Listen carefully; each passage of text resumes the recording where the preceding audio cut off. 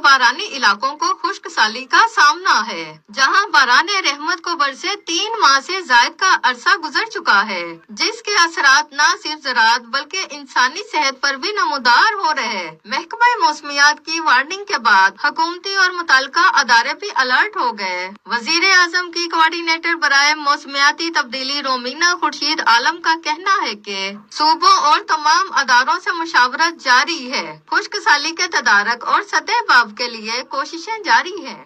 खुश साली के देखिए जो चैलेंजेस हैं वो तो डेफिनेटली हम सब देख रहे हैं किस तरह से। उसमें मैं आपको बताती चलूँ कि तमाम तर सूबों जो हैं और मेट डिपार्टमेंट्स जो हैं उनको प्रॉपर्ली एंगेज किया गया है और इंशाल्लाह कमिंग डेज में आप देखेंगे इनकी प्रॉपर मीटिंग्स भी हैं, लेकिन प्रॉपरली जो प्रोविंसेस हैं उनको एंगेज कर दिया गया। अपोजिशन का कहना है कि वजारत मौसमियाती तब्दीली का कलमदान वजीर आजम के पास है, वजीर तक न लगाए जाने से हुकूमती तरजीहात का अंदाजा लगा लें। पाकिस्तान में क्लाइमेट चेंज की कोई वजीर अब तक उन्होंने नहीं रखा है, वो अभी तक खाली है। मेरा ख्याल है कि जिस तरह तहरीक इंसाफ की हुकूमत ने कोरोना को टैकल किया था, इसी तरह इसकी भी एक टीम बनानी चाहिए, उसको प्रॉपरली टैकल करना चाहिए। आलमी सतह पर पाकिस्तान मौसमियाती तब्दीली से मुतासरा ममालिक में 5वें नंबर पर है। मुल्क को दरपेश चैलेंजेस में मौसमियाती तब्दीली निचले दर्जों पर होना हालिया ही नहीं बल्कि मुस्तकबिल के खतरात से आंखें चुराने के मुतरादिफ है। इमराना कोमल, आज न्यूज़ इस्लामाबाद।